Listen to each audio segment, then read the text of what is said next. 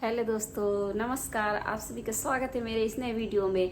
जैसा कि मैं वर्णन करती हूँ कि कालिदास रचित मेघदूत का, जिसमें एक यक्ष रामगिरी पर्वत में अपनी पत्नी की विरह से व्याकुल रहता है, 1 साल के कुबेर के श्राप के कारण रहता है। फिर वो मेघों को दूत बनाकर अपनी पत्नी के पास संदेश भिजवाता है। तो उसमें अब वो आगे बताता है कि आप लोगों का समय आ गया है, अब आप रामगिरी पर्वत से विदाई लीजिए। अब इसी का वर्णन इसी श्लोक में है, जो कि मैं आपको श्लोक पढ़ के उसका अर्थ बताऊंगी। आपृच्छिष्ट प्रिय सुखमम अमुम तुंगम आलिंग्य शैलम वंदे पुंसाम रघुपति पदैरंकित मेखलासु काले काले भवति भवतो यस संयोगम एत स्नेह व्यक्तिर विरजम मुंचतो वाष्पम उष्णम।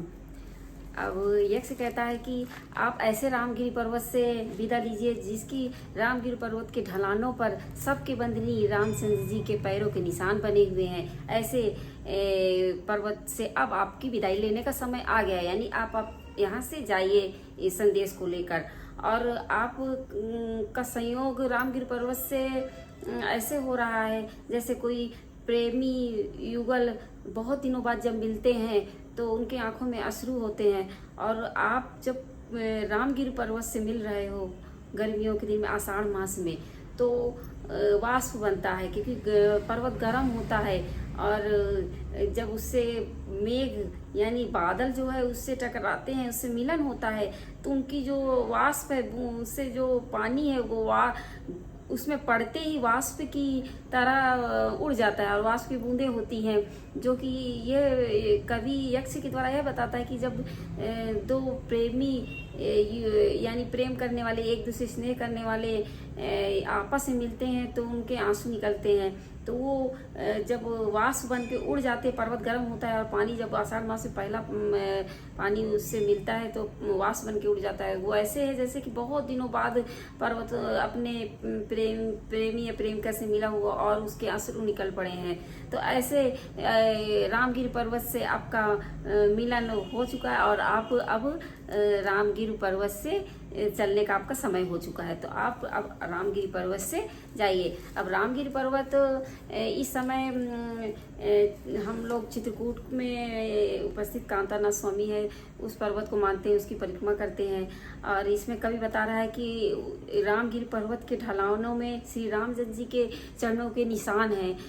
ऐसा पवित्र है रामगिरी पर्वत रामचंद्र जी ने। और कवि ने पहले मंगलाचरण में भी जनक तनया का प्रयोग किया था, जो कि सीता जी के लिए है, और फिर वापस अभी रामचंद्र जी का प्रयोग किया। इससे प्रतीत होता है कि कालिदास जी ने रामायण पर उनका प्रभाव बहुत रहा, रामायण का प्रभाव उन पर बहुत रहा।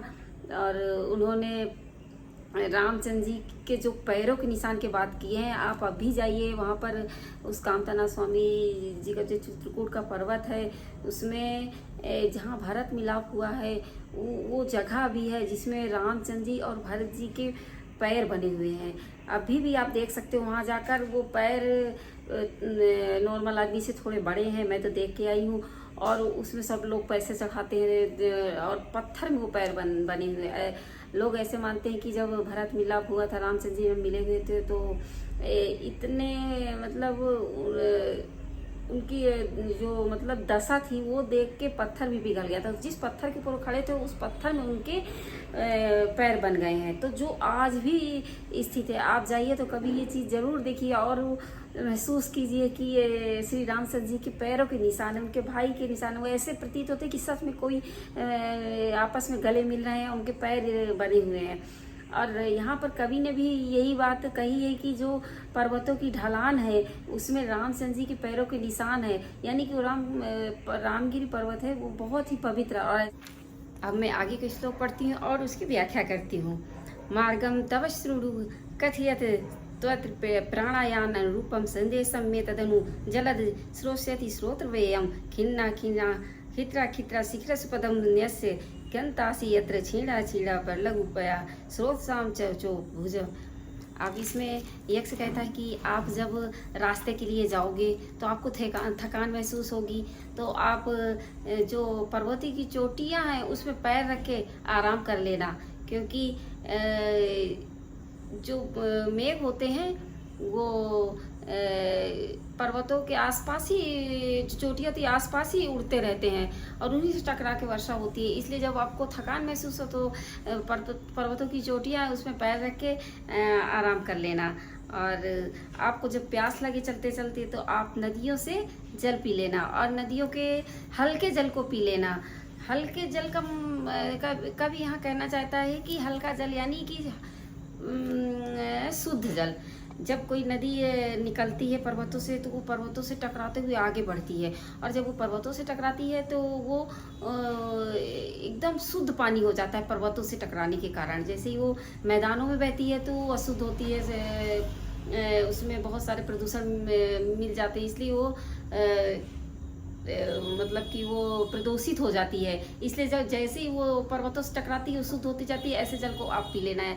मतलब कि इसमें मेघ नदियों से जल लेता है वर्षा करने के लिए, कहने का ये तात्पर्य है। और कब ने यहाँ इस ढंग से कहलाया कि आपको प्यास लगे तो आप नदियों से जल पी सकते हो और आपकी थकान दूर करने के लिए पर्वत की चोटियाँ हैं। ऐसे ही यात्रा पार करके आप मेरा संदेश लेके मेरी प्रिया के पास जाना है आपको।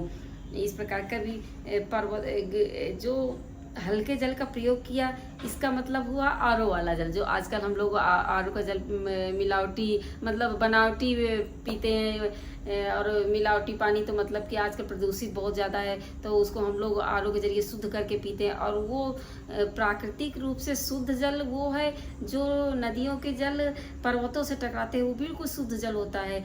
अब उनको पहले भी मालूम था कि शुद्ध जल अलग होता है और प्रदूषित जल अलग होता है, हम उसी का आज रूपांतरण करके पानी पीते हैं। तो इस प्रकार का भी अब कहता है कि अब आप लोग रास्ते में इस प्रकार जाना और यहाँ से विदाई लीजिए। और जो मैं संदेश कह रहा हूँ, कानों को अच्छा लगने वाला जो आपके संदेश है, उस संदेश को सुन लो ताकि मेरी प्रिया से वही कहना। इसलिए आपको मैंने रास्ते बता दिए हैं और मैं अब संदेश को बोलने जा रहा हूँ। तो अब मैं अगले के वीडियो में बताऊँगी कि यक्ष मेघों से क्या संदेश बोलता है अपने प्रिया को बताने के लिए और उनको फिर विदाई देता है। मैं बस आज की वीडियो यही समाप्त करती हूँ। आप फटाफट मेरी वीडियो जो भी देख रहे हो सब्सक्राइब करिए, लाइक करिए। Bye bye, Tata.